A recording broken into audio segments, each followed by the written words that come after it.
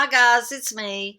I'm just sitting here at my house, really missing you all and wishing that we could be at school right now in the classroom and doing this in person. But since we can't, we'll just try out a video lesson and see how that works.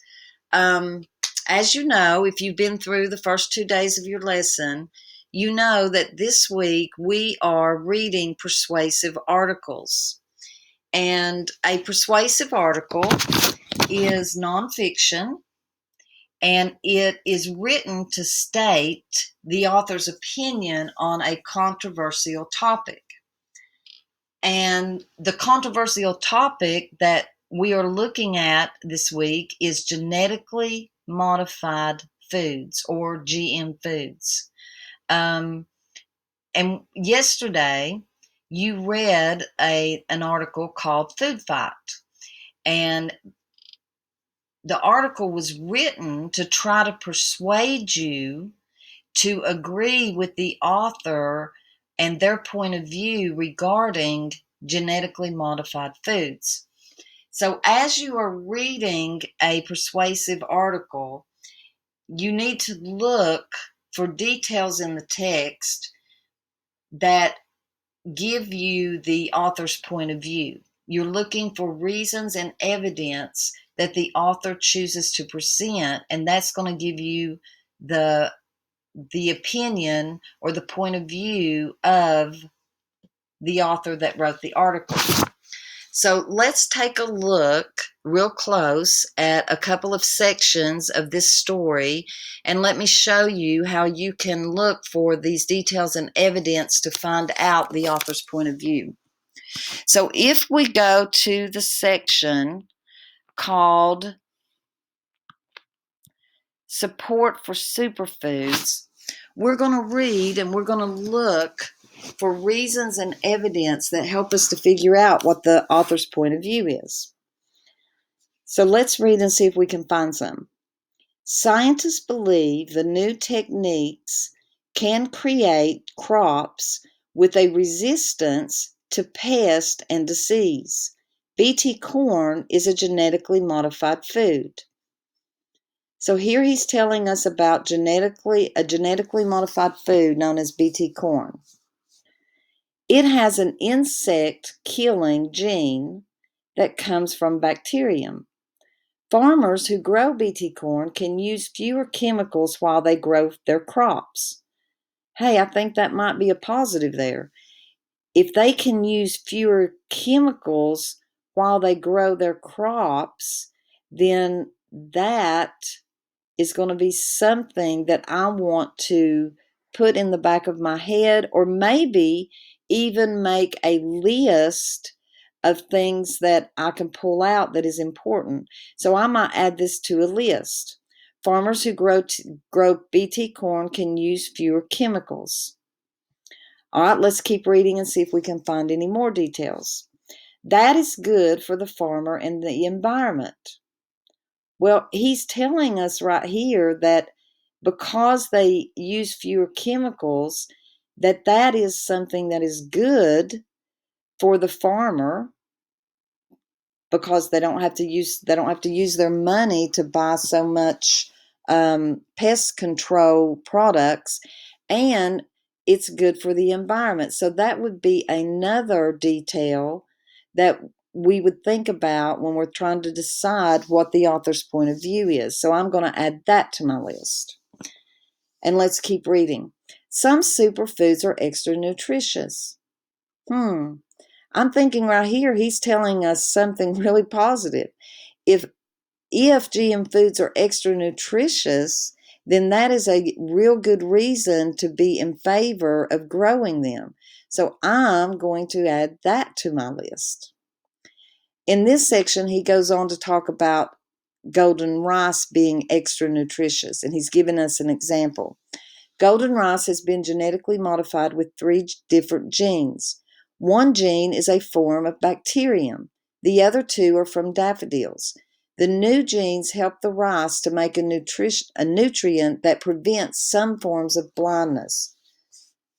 We even have a food that is not only extra nutritious, but that has a nutrient that prevents some forms of blindness.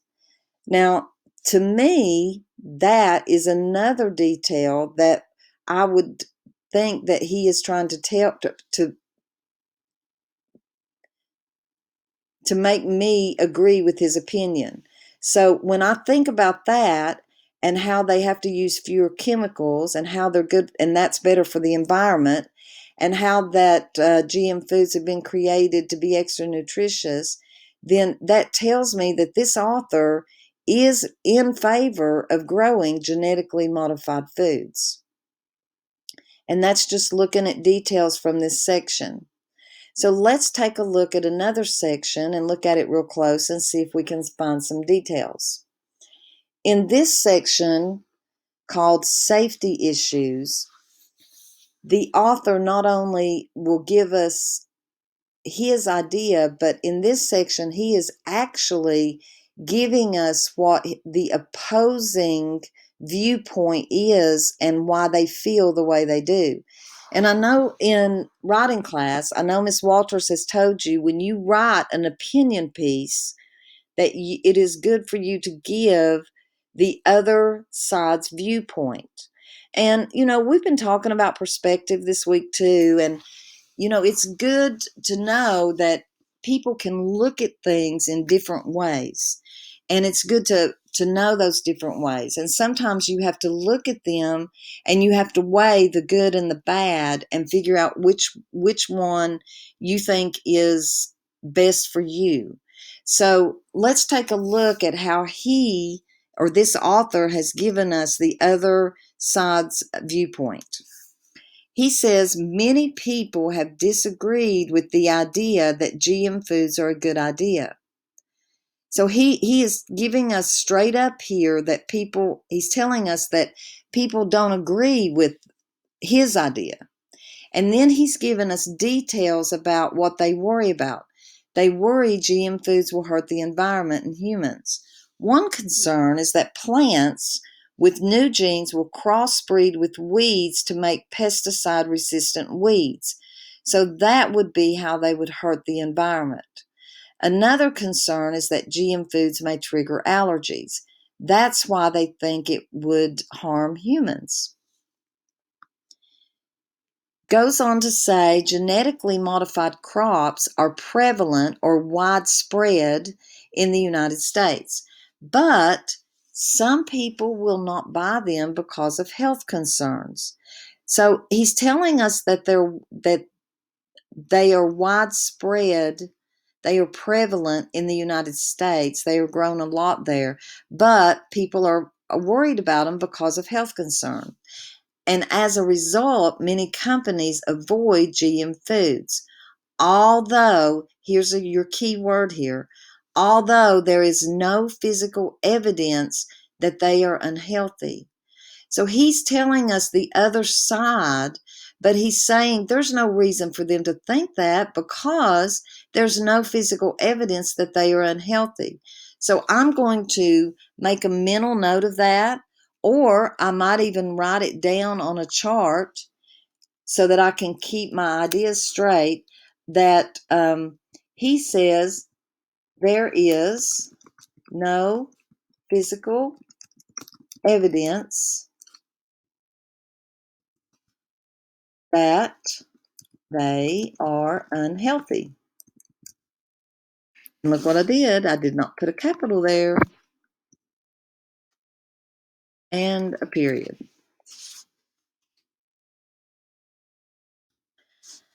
So let's keep reading and see if he says anything else.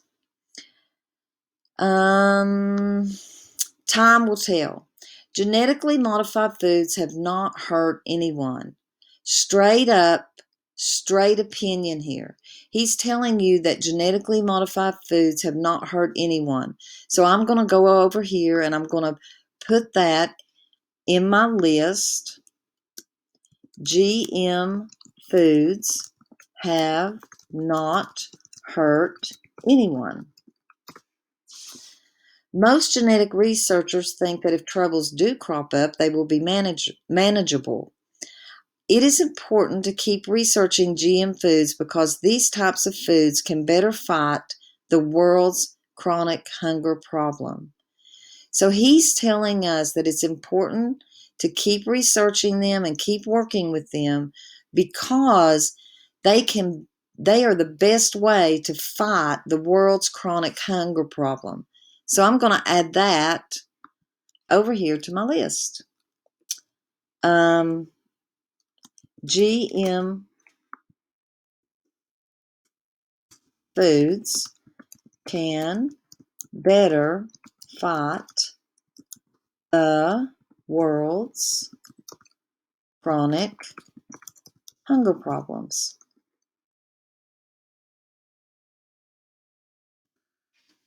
And when I look at these details that he has given me, that tells me that this author approves of genetically modified foods.